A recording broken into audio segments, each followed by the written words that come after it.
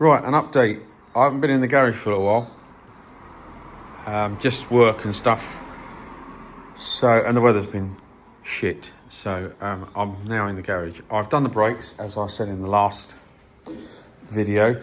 The tyres, I've replaced the tyres. So I've got 4 new tyres. The only thing that annoyed me a little bit about the tyres is I couldn't get a decent, what I'd consider a decent make. Obviously they're 165/13. And there's not much choice nowadays. These are actually van tyres, but you know, they weren't a fortune. The only other option that I could find was Uniroyal, and I've got bad experience with Uniroyal. I don't use Uniroyal. I don't think they're any good, but that's my opinion. So the tyres that I've got on there are Westlake, obviously a Chinese or Indian kind of make, but you know what, I put tyres on it, drove it up the road, and it was just different car, totally different car.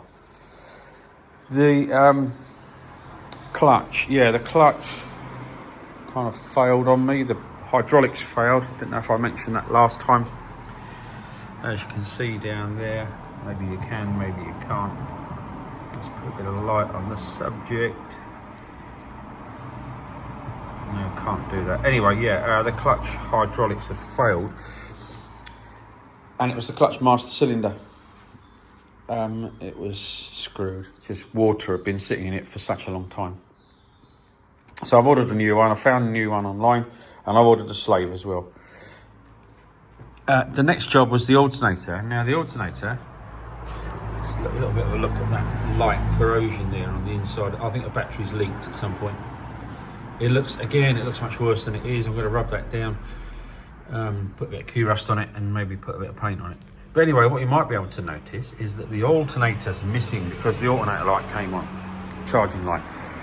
Now, I took the alternator off, and what I've done is I've tested it as far as I can.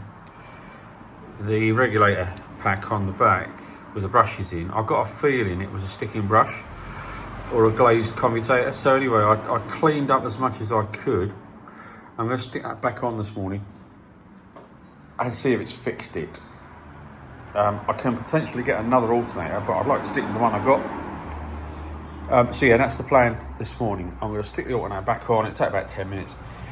And then we'll see if what I've done, which isn't a great deal to be honest, inside there, has fixed it. It was charging before, and it sort of stops charging when it warms up a little.